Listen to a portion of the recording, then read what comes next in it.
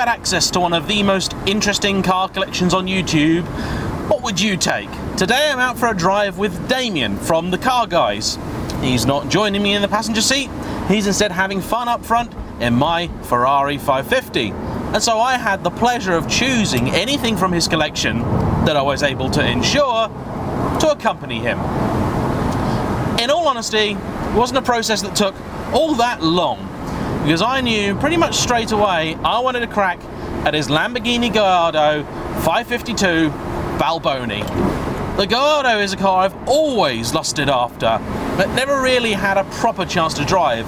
I've driven one on an airfield a couple of times, but it's not the same, is it? And so now, at long last, I can have a proper go. And the Balboni is a very special car. It is an odd car though. It's one of those where it really doesn't make any sense. And I say that because although the ingredients are enticing, this was essentially the second generation Gallardo with two-wheel drive rather than four, slightly reconfigured limited slip diff, and a very nice stripe. But soon after this car's production run was done, Lamborghini introduced the 550-2 as a production model, and it was essentially the same thing without the stripe. And you can pick one of those up now for pretty reasonable money. Yet a Balboni commands a fairly significant premium, to an extent that some have been sold for about £250,000. They were available with the automated manual e-gear transmission, but mercifully this one is spec'd with a manual. It's in gorgeous condition, and although I'm not really a big fan of black cars with that stripe on it, it looks wonderful. And yes, I know much of this interior is lifted straight from the Audi parts bin, but be under no illusion, this is a proper Italian supercar. There is leather on everything, and I do love my leather in cars. And this gear lever here is exactly what you would hope it would be. Nice and light, direct, fast, and of course it makes the right noises. Having jumped out of my 550 into this, all the controls are somewhat lighter than I expect, with the exception of the steering, which is a little bit heavier than in the Ferrari. One thing I've always loved about the Gallardo is just how small it is. They are genuinely diminutive. In fact, I believe the dimensions were something like the same as an older Ford Focus. You park this thing next to most other supercars and it's dinky. It's also not lacking for firepower. As you might have guessed, 550 horses is what it has, and they work very well indeed.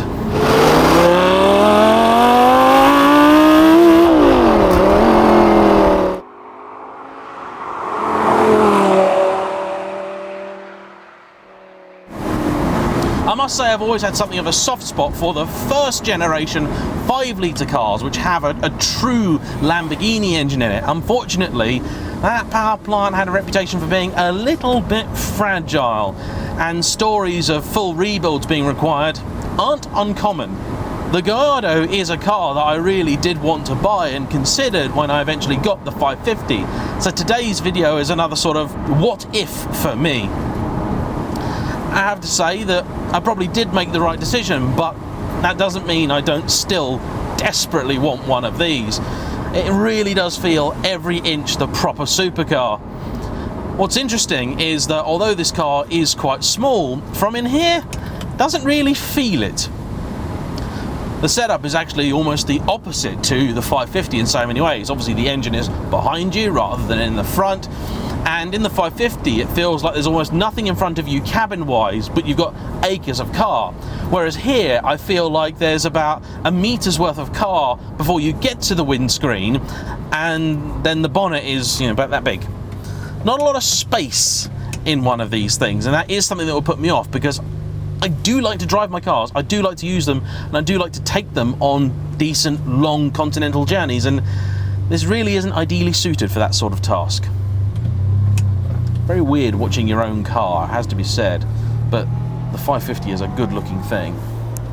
I suspect right about now he might be giving it some beans.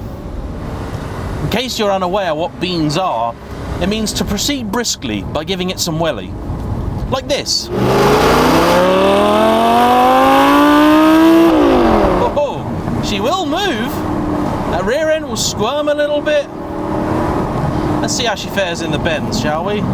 Bring it through, and I've been warned this can be a twitchy little so-and-so. See, many Gallardos are criticised for being perhaps a little bit staid, a little bit unexciting and uninvolving. It's not.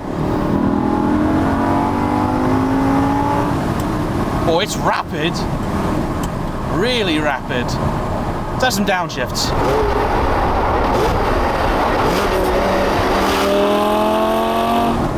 Oh, that's nice. Let's get these windows up so you can hear me a little bit better. There we go. That engine response is incredible. Now, I know it's the same lump as you would find in an R8 V10, but it does still sound a little bit different. And I must confess that although this Lamborghini does now feel a little bit outdated, it feels no less special for its advancing years. The steering wheel, pure, simple, entirely unadorned, not a single button on it. That's a strange thing to see now, isn't it? Unless you're in a McLaren.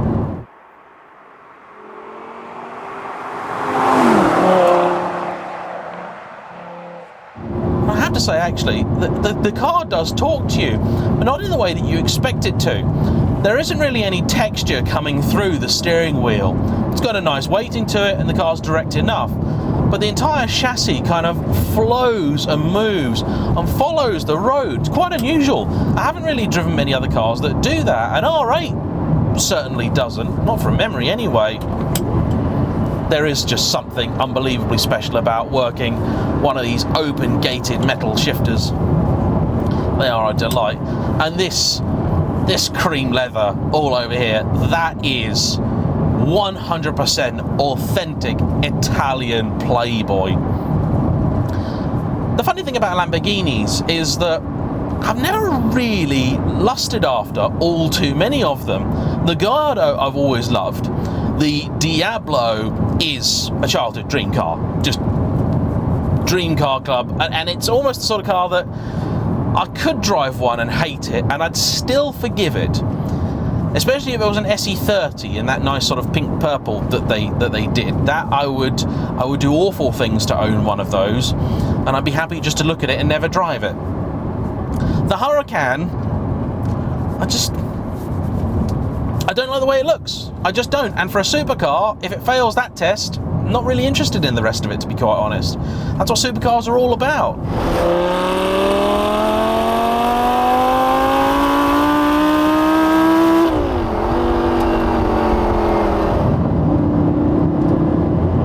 I know modern turbocharged supercars are certainly a lot faster than this, but I really don't care, because there is just nothing quite like the response of a big, naturally aspirated multi-cylinder engine. And there's nothing that quite sounds like them either. So it's funny, an awful lot of people are always very quick to blame the four-wheel drive system, or the Quattro in this and the R8, for their unexciting steering. But I've now driven this, and I've also driven a rear-wheel drive R8. And the truth is that they still feel the same, even when the front wheels aren't being driven. They're just not that engaging in terms of steering feel, and that is a disappointment. But does the rest of the package make up for it? I think it probably does. In terms of the boring stuff, this car has been generally very reliable, but also quite expensive to maintain. If you're thinking of buying one of these, and I suppose by that I mean any Gallardo, you probably want to budget at least a couple of grand a year for servicing. An R8 is almost certainly going to be cheaper. Apparently no service ever comes without Lamborghini finding at least one thing on the car that needs doing.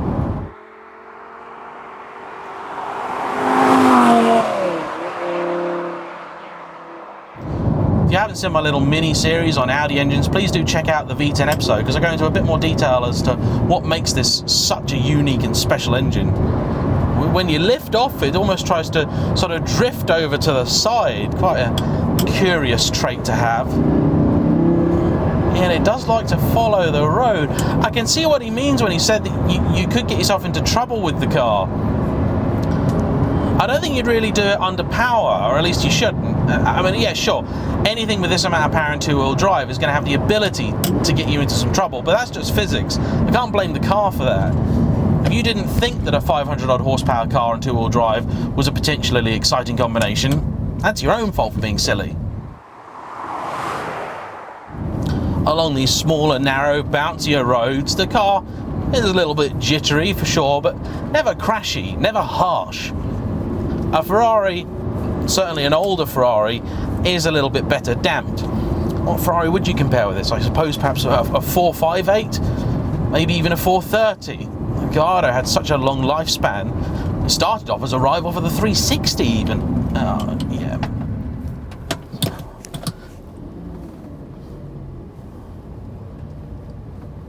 What are you doing down this road? Well, here's the thing actually, so I'm reversing now because there's a massive lorry taking up this entire road. And actually, despite what looks like fairly compromised rear visibility, I can place this car pretty well. It's not daunting or worrying to do. I don't think there's a reversing camera, there probably are parking sensors. You are very welcome, sir. I don't envy your job. And you dropped straw over Damian's car. You fiend!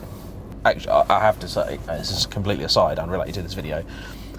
We just got separated from each other a little bit, and for the first time I've seen my car driving about, and like, oh, it's a good looking thing. There it goes.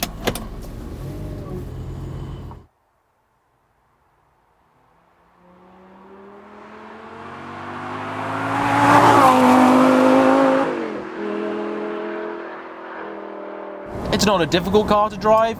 You soon get used to the dimensions of it. Gearbox, throttle, brake, very friendly, very progressive, very easy. I think it's because the steering, which just feels oddly wooden. I mean, you do feel like you're fighting against it, and it doesn't want to center itself. I mean, look at that. I can take my hand off the wheel, and it just stays precisely there. It adopts one angle, and that's odd. It will not center at all. What the hell? Yep, that's bizarre. The pedals are quite offset. They're sort of all stuffed over there in the corner. The steering wheel's a little bit offset, but not annoyingly so.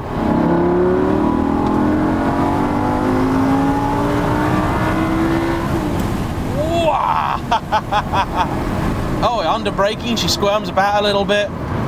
The window switch, that works backwards to how you think that it should. I don't know why, but hey ho. This car does have a lift kit on it, so I guess that gives it a little extra edge of practicality. It's handy to have that kind of thing. You wouldn't always expect it on a car of this vintage either. Yeah, that steering, odd. That's obviously why I feel like I'm fighting against it so frequently, because I am. Oh, and the Caterham's joined in the fun. Yeah, I do not like this steering. Definite weak spot. Rest of the package I quite enjoy, and it does flow reasonably well. The suspension takes the bumps in its stride. It's never Lotus-like. It never really, adopts a natural feeling, but you can get on with it. It's not punishing. I'd say it's still more comfortable than, say, the 488 that I drove recently. Highlight, as it should always be in Italian supercars, is that engine. I know it's German, but it's magnificent anyway, and it really does suit this car so well. Just pull for days, sounds glorious. Yeah, she is a skittish so-and-so. I still want a Gallardo. I still feel like I need a lot more time to get to grips with this car. But I am beginning to enjoy it. It's not perfect, not by any stretch of the imagination, and the premium people ask these days for a Balboni is just bananas. But I want to thank Damian for letting me loose in his car. Kind of enjoyed it. Kind of. I've had a good laugh. Thanks, Damian. Thank you for watching. Please like, comment below, subscribe if you haven't already, and I'll see you all for the next one. Bye-bye.